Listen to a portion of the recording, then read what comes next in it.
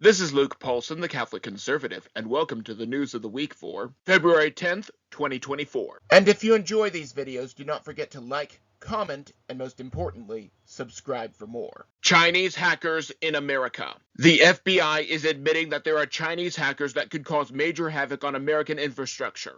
This is probably a lot easier with the spy balloon, the biolab in California, the military-aged men that are crossing the border, and the farmland that was bought en masse under Nikki Haley. The FBI even admits that they were probably at work for at least 5 years before being discovered, though the FBI could not have looked for them. They were too busy investigating imaginary Russia collusion, not to mention parents who have the audacity to speak at school board meetings to oppose the grooming which came to light as a result of online learning. Then there were the traditional Catholics that the FBI deemed to be a threat until they were called out on it. Granted, I am probably still under surveillance for both, but I digress. Moving on, the FBI does not care about Americans, they only care about preserving the deep state. Biden and the ghost. President Biden has been shaking hands with ghosts after press conferences for a while now. However, now we know the name of the ghost. The late French President François Mitterrand, who died almost 30 years ago. Long before Biden would have ever been at a G7 summit, he spoke with this man at a G7 summit. However, Korean affirmative action hire did not even want to talk about this. And how is President Biden ever going to convince the 3/4 of voters who are worried about his physical and mental health that he is okay, even though in Las Vegas he told a story about recently talking to a French president who died in 1996? I'm not even going to go down that rabbit hole with you, sir. The fake news had a field day when President Trump accidentally mixed up Nikki Haley for Nancy Pelosi. Even MSNBC is willing to admit that 3/4 of voters are concerned about Brandon's mental health. President Mitterrand is not the first dead person that Brandon has brought up, and it will not be his last. Combine this with his incoherent ramblings, and we have cause for concern if he is going to have access to nuclear bombs. Speaking of incoherent people in Washington, suddenly coherent Fetterman. John Fetterman is finally starting to speak coherently. It really started as soon as he started showing open support for Israel despite the pro-Palestinian mobs like those that tried to breach the White House. After this, he became more coherent and is even calling out the Democrats on the border. J.P. Sears claims that it is a trap to get conservatives to transfer their support to him and then pull the rug out from beneath. However, if this is purely Fetterman, I do not think that he could have planned that out. Nor do I think that his staff could get him to go along with such a ruse.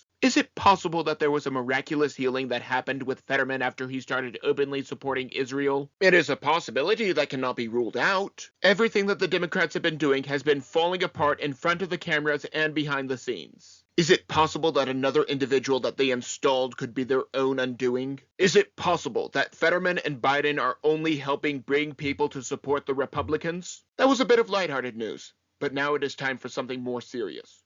Jordan. Was it American? A drone strike killed 3 Americans, as I talked about last week. However, is it possible that this drone was American technology? Officially, the reason that it was not detected is because there was already another drone expected. I think that it was a part of the large weapons cache that was left behind after the botched departure from Afghanistan. Even if we took out the batteries from the Jeeps, they can still be sold for parts or repaired. Even if this drone was not lifted itself, it could have been reverse engineered. Our enemies have access to our weaponry and are using it to kill Americans. Our troops are not safe abroad, but we have plenty of money to give to Ukraine. Carlson in Russia. Tucker Carlson aired an interview with Vladimir Putin on Thursday. Up until now, all we have heard was one of the 2 authoritarians' perspective on the war, and one has been getting unholy amounts in taxes. This war has been going on and on. Not only would this war have never happened under President Trump, the fake news only wants you to hear their side of the story. Now let us talk about another story that you're not supposed to talk about.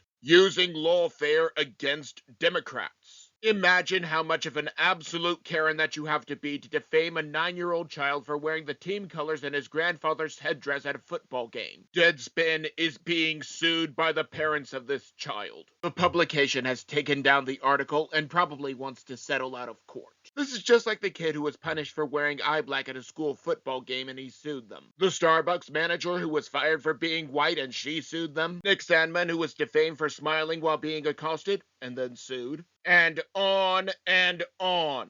It is about time that we use lawfare against Democrats. If the fake news is sued every time that they defame someone, they will not have anything to report. We already know that corporate America is being sued for their blatant anti-whiteism. Speaking of trials, not fit to stand trial. A special counsel has found that President Biden had classified documents related to Afghanistan in his garage. President Trump had them locked in a safe the first time that the FBI came to his home, yet only one of them was indicted. However, the special counsel has decreed that he will not stand trial because he is not mentally fit to do so. In other words, the President of the United States is not fit enough to stand trial, but fit enough to run the country. Now the fake news is really in a bind. They have been claiming that he is mentally fit, and this means that he has to stand trial. Or they can say that he is not mentally fit and thus incompetent. However, as we know from James O'Keefe, the White House knows that he is incompetent.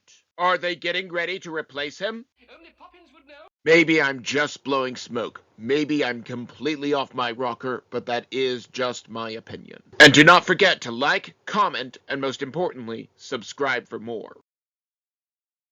But before you go, on the left I have last week's video, but you may also enjoy the video on the right.